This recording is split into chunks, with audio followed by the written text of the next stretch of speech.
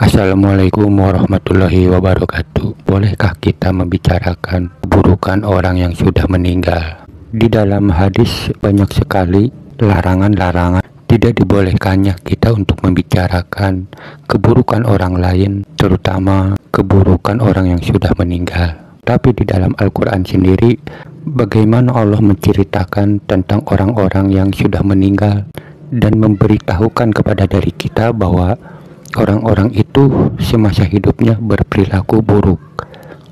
Salah satunya adalah Fir'aun. Bahkan Allah sendiri di dalam Al-Quran mengangkat jasadnya Fir'aun ini ke muka bumi ini, yang tadinya di dasar lautan, diangkat oleh Allah dengan tujuan agar kita manusia sesudah Fir'aun ini mampu mengambil pelajaran dari Fir'aun ini. Nah, dengan demikian di sini kita melihatnya seperti ada kontradiksi antara Al-Quran dan hadis. Kita akan timbul pertanyaan mana yang mesti kita ambil. Tetapi menurut diri saya pribadi, maka semuanya harus diambil dan kita harus memahaminya terlebih dahulu dari dua keterangan itu, baik hadis maupun Al-Quran. Karena keterangan di dalam hadis bahwa kita ini dilarang untuk membicarakan orang yang sudah meninggal tentang keburukannya, sementara di Al-Quran bagaimana Allah menceritakan keburukan orang yang sudah meninggal, yaitu Fir'aun salah satunya. Tetapi dalam Al-Quran itu sendiri, tujuan Allah mengangkatnya Fir'aun ini bukan lain adalah untuk agar manusia sesudahnya itu mau mengambil pelajaran daripadanya. Jadi menurut saya, membicarakan keburukan orang lain yang sudah meninggal itu bukan untuk mencaci maki atau menghinakan dirinya, tetapi kita harus mengambil pelajaran daripadanya. Nah, kesalahan di sini orang-orang tidak mau memahami ayat-ayat itu sendiri. Seakan-akan kita ini kalau dilarang tidak boleh, ya udah tidak boleh. Tidak memperhatikan ayat-ayat lain baik di dalam hadis itu sendiri ataupun di dalam Al-Quran. Jadi maksud di sini saya jelaskan lagi bahwa kita ini tidak boleh membicarakan keburukan orang lain dengan tujuannya atas kebencian kita terhadap orang itu sendiri. Tapi kita dibolehkan membicarakan keburukan orang lain yang sudah meninggal dengan aturan atau kaidah-kaidah yang diinginkan oleh Allah dan Rasul.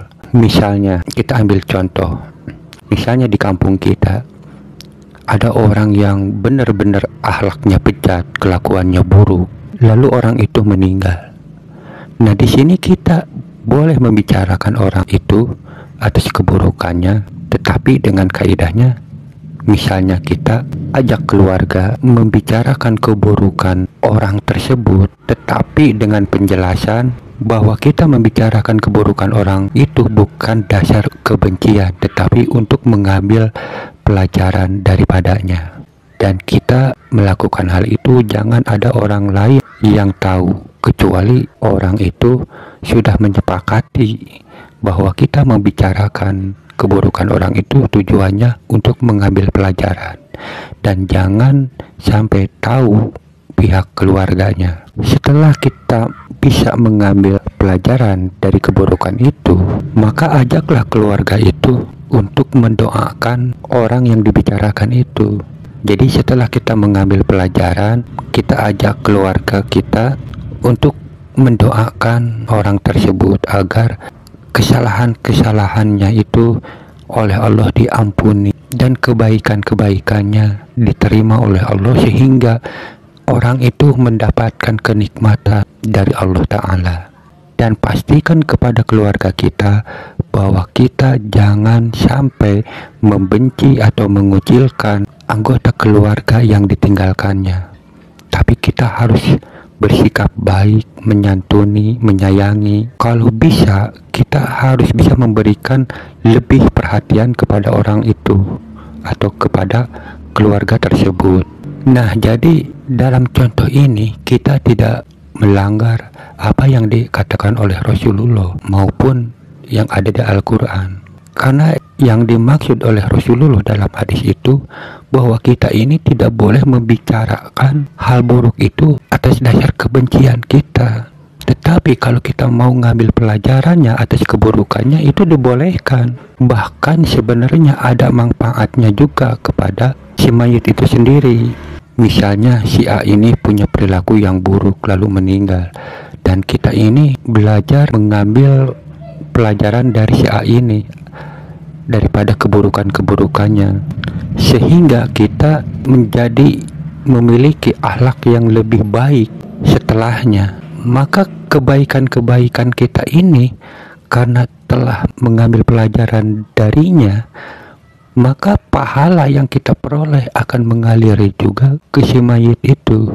Jadi menurut saya bahwa jika kita membicarakan keburukan orang lain yang sudah meninggal, kalau kitanya untuk menjadikan pembelajaran agar akhlak kita menjadi lebih baik, itu lebih baik daripada kita tidak membicarakan sama sekali, tapi perilaku kita ini tidak ada peningkatan. Tetapi kaidah-kaidah dalam hal ini harus diterapkan.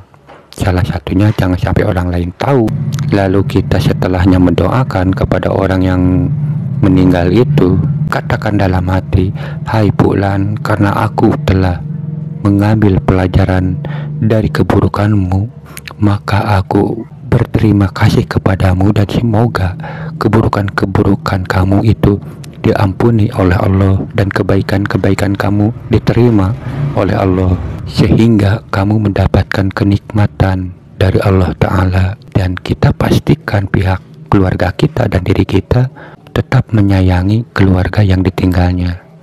Ya, video ini sebenarnya terinspirasi ada komentar kepada diri saya atas video yang dimana di video itu saya mengkritik atas pemahamannya beliau ini yang sudah meninggal.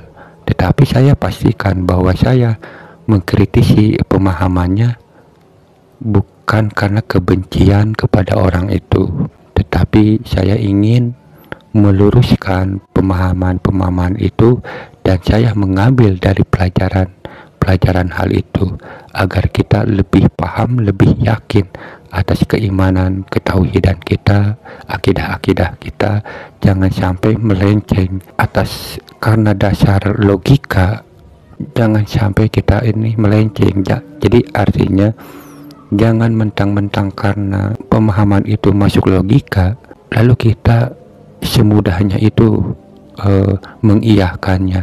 Karena gini, terkadang logika ini bisa menyesatkan kita, tetapi kadang pula logika ini bisa kita semakin bertauhid, seperti halnya yang terjadi pada para filosof, yang dimana filosof-filosof ini banyak yang menjadi ingkar terhadap Allah atas logikanya, tetapi banyak pula di antara mereka ini yang tadinya tidak bertuhan, malah sebaliknya meyakini bahwa Tuhan itu ada dan mengesahkan Tuhan. Jadi hati-hati dalam hal berlogika ini. Mudah-mudahan dengan penjelasan ini kita bisa saling memahami dan bisa saling menghormati.